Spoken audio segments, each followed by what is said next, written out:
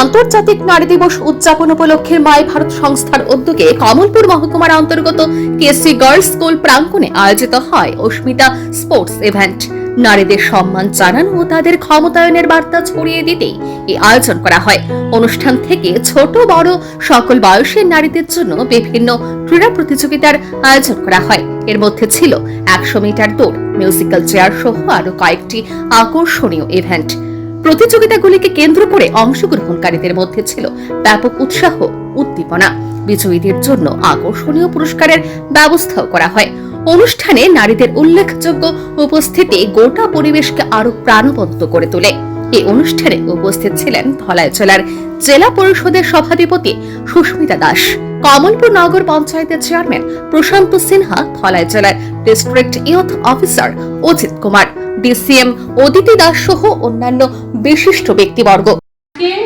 আন্তর্জাতিক নারী দিবস, সেই নারী দিবসকে বিভিন্নভাবে বিভিন্ন কর্মসূচির মাধ্যমে উদযাপিত করা হচ্ছে। যে আজকে নারী দিবস, যে শুধু আজকের দিনটাকে আমরা নারী দিবস হিসেবে পালন করব এরকম কোনো বিষয় না। নারীদের জন্য প্রত্যেকটা দিন একটা দিবসের মতো থাকে, কারণ নারীরা প্রত্যেক দিন ওদের জীবন এবং পরিবারের জন্য প্রতিনিয়ত পরিশ্রম করে যাচ্ছে এবং কিভাবে পরিবারকে সামনের দিকে এগিয়ে নিয়ে যাওয়া যায় সেই দিকেও কাজ করছে। অনুষ্ঠানের উদ্বোধন করে সভাধিপতি সুস্মিতা দাস তার বক্তব্যে বলেন, বর্তমান সময়ে নারীরা আর পিছিয়ে নেই। শিক্ষা, ক্রীড়া ও কর্মক্ষেত্র সহ সমাজের প্রতিটি ক্ষেত্রে তারা পুরুষদের সঙ্গে সমান তালে এগিয়ে চলেছে।